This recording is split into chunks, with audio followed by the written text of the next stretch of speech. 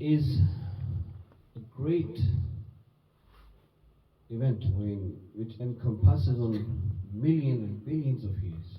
Subhanallah. No one actually knows how big it is. No one can encompass the blessings of that. And our lives can end, or we can never fully comprehend the blessings of Mairaj. Subhanallah. Subhanallah. And it's that event which is the second greatest miracle in the life of Aqa alayhi salatu wasalam. Second greatest miracle. The Subhanallah. greatest miracle for Aqa salam was the Holy Quran. Subhanallah. SubhanAllah. That's why this very not I read from Al-Hazrat. He mentions कि मेरे सार तेरी कलाम पर, let me be sacrificed on your words Ya Rasulullah. मेरी यूं तो किसको ज़बान नहीं? Who did not get this tongue? Everyone had a tongue. लेकिन वो सुखन है जिसमें सखुन न हो. Your kalam is such that there is no defect in the ayah. Subhanallah. वो बयान है जिसका बयान नहीं. Subhanallah. The way you speak, we can't even express that. Subhanallah. Subhanallah. We can't talk about that. It's so elite and so high. So that's the reason, because this was the words of Almighty Allah. Everything that Aqsam said in the Surah Najm, which talks about the event of Mairaj, Allah says, فَأَوْحَى إِلَىٰ عَبْدِهِ مَا أَوْحَى. In the same surah, he mentions that whatever Aqal actually utters, that's not out of his desire.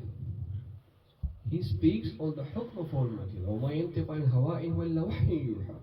It's not that he speaks out of desire and lust and hawa. In huwa illa wahyu yuha, it's all the wahy of Almighty Allah. Subhanallah. All the revelation of Almighty Allah. Subhanallah. So kalam of Aqal is also wahy of Almighty Allah. And his speech and everything else is all divine, divinely inspired. So that's why this whole night in which Allah Ta'ala had great blessing on Aqal Salam, and he granted him ultimate vision of himself as well. And this is the second greatest miracle therefore. The first was the Quran that was granted to him. The second greatest miracle was Mairaj, because till this day, no one could replicate one verse of the Quran. Subhanallah. Even though the opponents have been trying since the first day. They have been trying to make a verse like Quran. And Quran is openly challenged. And you want to deny that this is the true book of Almighty Allah. If you have any ability, then prove it wrong. Bring one verse similar to the verses of Quran. From nearly 1500 years have gone past. The challenge is there, and they've been trying nights and days, but they could not change one verse of the Quran, but they could not bring one verse into the verse of the Quran. Subhanallah. That's the greatest living proof of the truth of Islam and the truth of the existence of Almighty Allah, one and only divine entity, and also the truth of the Prophet of Aqal Salam. And the second greatest miracle was the Mairaj, because Mairaj is such miracle, because miracle that's granted to every prophet is meant to be according to his times. Look at the miracle of Hazrat Ibrahim alayhi salam. Ibrahim alayhi salam was given so many miracles, from which there was the miracle when the fire of Namrud was made gardens for him, and it was completely Subhanallah. extinguished for Hazrat Ibrahim alayhi salam. So that was his time when the Namrud was claiming to be the ultimate God. So Ibrahim alayhi salam was given such authority that even Namrud couldn't do anything in front of him. Subhanallah. And then came the time of Musa alayhi salam. In his times, the magicians were on a rise, and they were dominant, and magic was vastly spread in the society and in that time, in Fir'aun's dynasty. So magic was there, and they were trying to prove that we are most powerful because we got magic. What have you got, Musa alayhi salam? Musa alayhi salam was given one asa that was enough to deal with all the magic of Subhanallah. So that was his miracle. And then Yusuf alayhi salam's time was different. in their time the beauty was dominant. And people were after the beauty. The people of Egypt, they are known for their lust for the beauty. So the women of that time, they were most beautiful, and they were into, showing off their beauty, and the people were after the beauty of the women. So this was the time of most beautiful. The beauty was the main thing in the time of Yusuf alayhi salam. He was blessed with the miracle of beauty, subhanAllah. He was the second most beautiful creation of Almighty Allah, after Prophet alayhi salam. But then came the time of Isa alayhi salam. Isa alayhi salam's time was the time of medicine. In the time of Isa alayhi salam, the medicine had progressed so much that they could cure so many diseases which were not previously curable. But even then they couldn't cure the blind and the leper, and they had no cure for the dead. Death, obviously, even till this day, no one can cure the dead, the one who dies. But Isa alayhi salam was given that power that he could cure the leper, and he could give vision to the blinded as well, and he could bring back to life dead ones, subhanAllah. Subhanallah. As mentioned in the Quran by the Prophet of Almighty Allah. So every prophet was given the miracle according to his time to compete with the challenges of the time. When it came to the time of Prophet ﷺ, while he was given every other miracle that any other prophet had, the greatest miracle, the second greatest miracle he was given was the miracle of Mairaj, and the greatest miracle was the miracle of Quran. Subhanallah. So Quran, because previous books, they were manipulated. But Quran, the greatest truth of the Quran is that the Quran is till this day, Quran is unchangeable and will not be changed till the day of judgment. It cannot be changed. Not even one letter has changed. Subhanallah. That's the greatest truth about the Quran. And secondly, because in the times of Aqsam remains till the day of judgment. So the Ummah of Aqsam includes the people of this day and age and the people who will come after us. So all of them are the Ummah of Aqsam. So when in the Ummah of Aqsam, the scientific developments are happening. The people are claiming to reach Mars and already have claimed that they have landed on the moon so many years ago. Whether that's true or not, that's a different story. But they claim, at least they have got some images showing that this happened. And now they claim to have landed on Mars as well. And there's a race, to land on Mars next, Venus and so many other planets. So they're trying to basically, conquer the space now after the Earth. So this is the time of, therefore, scientific developments. But in this time, in this Ummah, till the last day, no one will ever be able to reach the heights Al-Qadriyyah reached in the night of Mairaj. That's why someone, I think Iqbal or some other poet, I can't remember exactly, they mentioned. Actually Iqbal said that. He said, कि खबर मिली है मिराज मुस्तफ़ा से मुझे. What I learned from the Mairaj of Al-Qadriyyah is that कि आलम बशरियत की ज़द में है गुर्दू. That this alam, this entire space and the heavens, they are within the reach of human beings. That's why Al-Qadriyyah is, despite being the human being as well, he was able to go to the La Makan. He was able to go to all the heavens. Subhanallah. So Mairaj is a vast thing. We can't encompass this in this short gathering. But this was the second greatest miracle of Al-Qadriyyah. That's why miracle is a thing which basically it's called mu'jiza in Arabic language. Mu'jiza. Mu'jiza means, which comes from ijz. In Talif Arabi, mashallah? Sorry? You Arabic? No. Oh, you're Mauritian. No. So, mu'jiza comes from ijz. Ijz means something which is inability. Inability in Arabic. And mu'jiza, being the ism fa'il, means something that makes you unable. So something that makes you completely incapable of understanding or coming to terms with that is mu'jiza. So anything that is non-accepted by the aql and the wisdom will be called mu'jiza, because aql becomes completely ajiz, unable to accept that. So therefore, it's called mu'jiza. So mu'jiza by default is meant to be something that cannot be weighed by the principles of intellect and aql. So therefore, we should try to prove this mu'jiza through aql anyway. So mu'jiza makes the aql ajiz, that's why it's called mu'jiza. The miracle itself is a thing that will not be understood by the parameters of the aql or the wisdom, the human intellect. So that's why it's the second greatest mu'jiza. And Aql salam, when he finally came back from this event of Mairaj, which happened in very small part of night, Allah says in the Quran, Subhanallah. Allah Ta'ala is most exalted because He took His servant, Asra bi abdihi, He took His servant in the night journey, Layla, with a small part of night, Subhanallah. from Masjid al-Haram to Masjid al-Aqsa.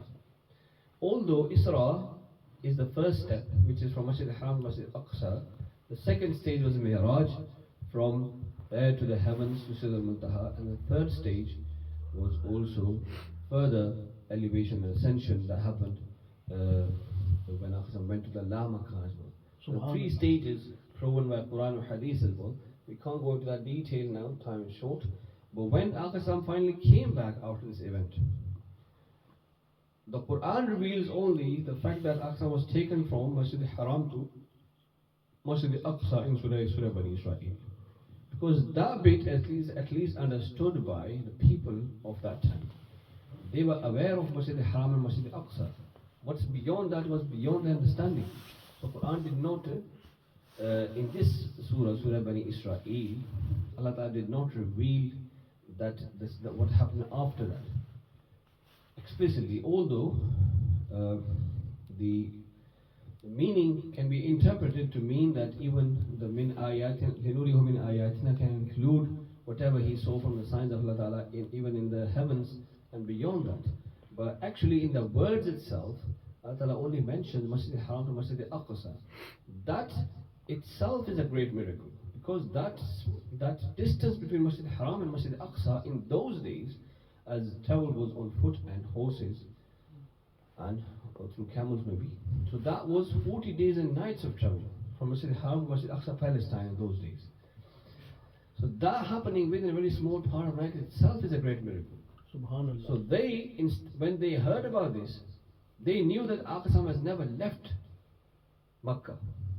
From the day he was born, only once he went to, before the declaration of Nubuwwah, he went with his uncle Abu Talib to Syria, I think, as the story mentions.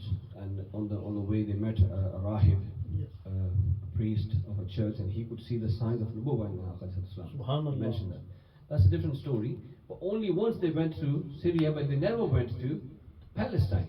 They knew that this Aqsa have never left Makkah Sharif and never, except once, and they never went to the Masjid Aqsa. So they knew that at least if we ask him questions about Masjid Aqsa, he would not know.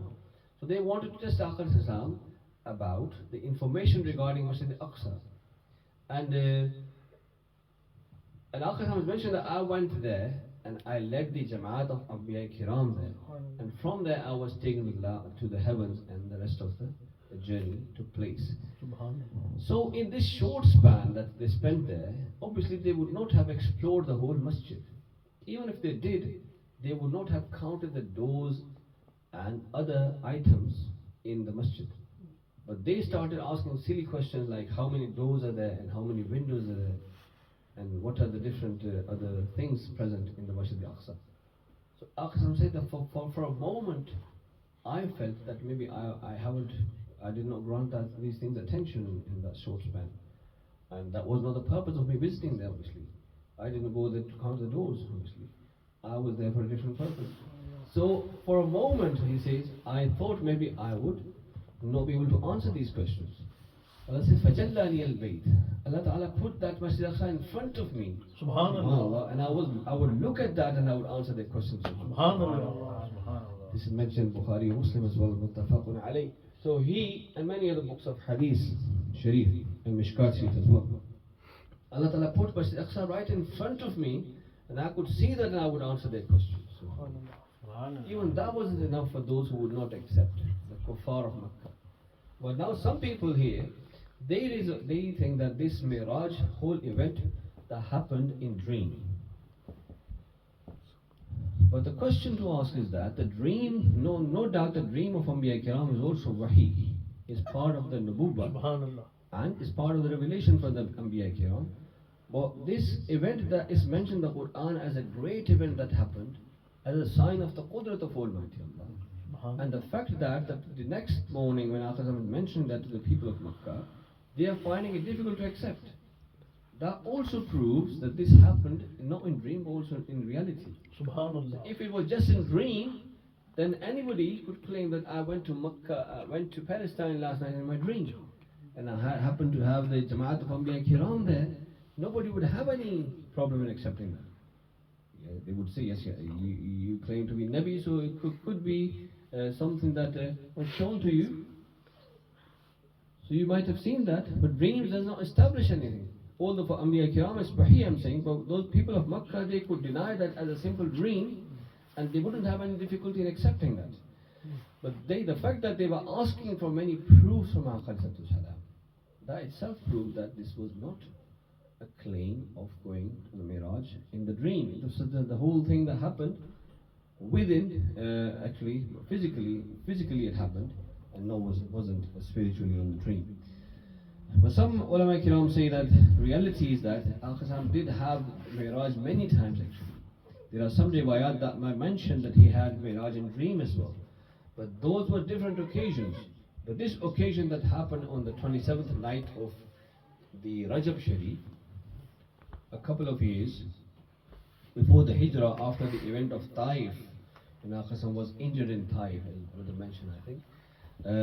At that time, they were taken physically, and this was a great honor that was conferred upon Al-Qadriyyah.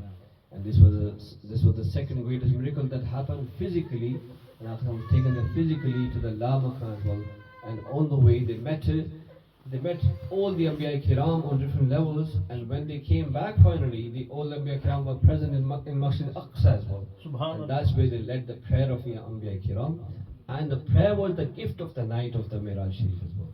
So when Al-Qadriyyah met the beloved, his Lord, the Creator, without any way, subhanAllah, in the La Makan, which is established through hadith, and again, but time is short, I can't give you references of that.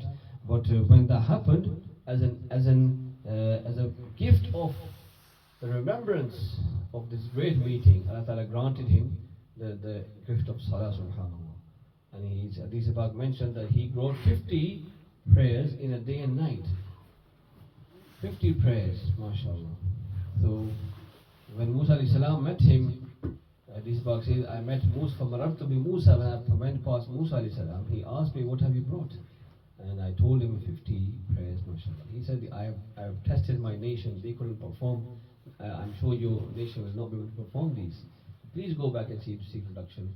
In some narrations say that every time 10 were getting reduced, and some say it was 5 getting reduced, and 9 times they went back and came forth as well.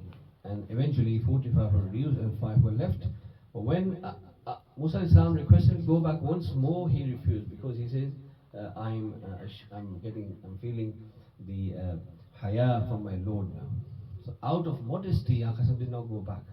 But when they walked further, an announcement was made from Almighty Allah that these are 5, but someone who will read these, they will get a reward of 50. Subhanallah.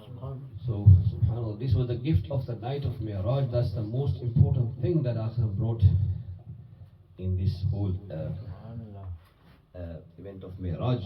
It could be said that maybe Allah Ta'ala wanted to grant the ummah of this gift of namaz.